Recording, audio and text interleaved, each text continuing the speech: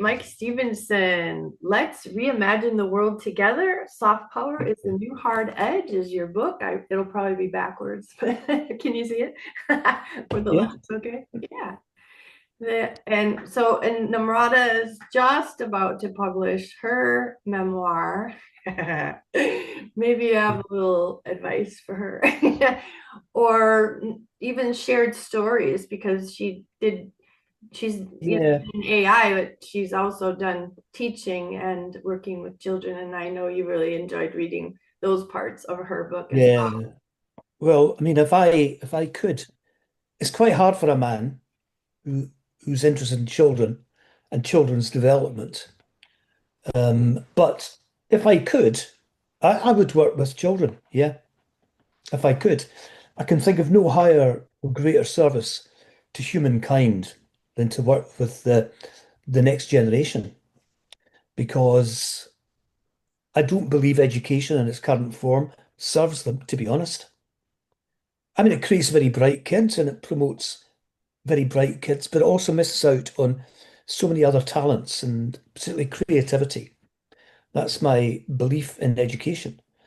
But it alienated me, I mean, completely, just from the minute I started to the minute I was mercifully chucked out of school at the age of 15. I unmerciful, hate not mercifully. Well, mercifully to un you because he was planning to be mercilessly. gone. I said mercilessly without mercy. Mercilessly, for Yeah, sure. yeah. And so I do. I've had a chance when I was younger to work with kids in a play scheme, and I found it just so exhilarating because it was so full of life, and I gave them lots of creative things to do, and I was seeing them, those who don't normally perform in the classroom, come alive, and then you find out, they're your potential artists, um, you know, creative thinkers, writers, the whole gamut of possibilities that exist within that group who will never be recognized the same as that group, which is so unfair.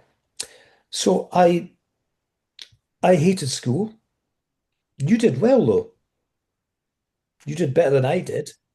Um, I I tried to because I had no other choice. Like it's part of, my family values. So I was like, yeah, I had no other choice, even though there were times when I used to get low grades, but then that led to the punishments that I got. But I guess even me, I wanted to feel excited to go to school, but because it was all about the grades and the achievements, Yeah, yeah, um, that's what really brought me down because I've always been a creative person right from when I was a kid, and um, the times when I was able to do creative stuff, I used to feel excited, but otherwise I had no motivation, and I was lucky to yeah, have some teachers, and that's what I tried to do for my students when I was teaching, yeah, to bring that out for them, instead yeah, of just focusing on the grades and what they're doing and how and the numbers, but actually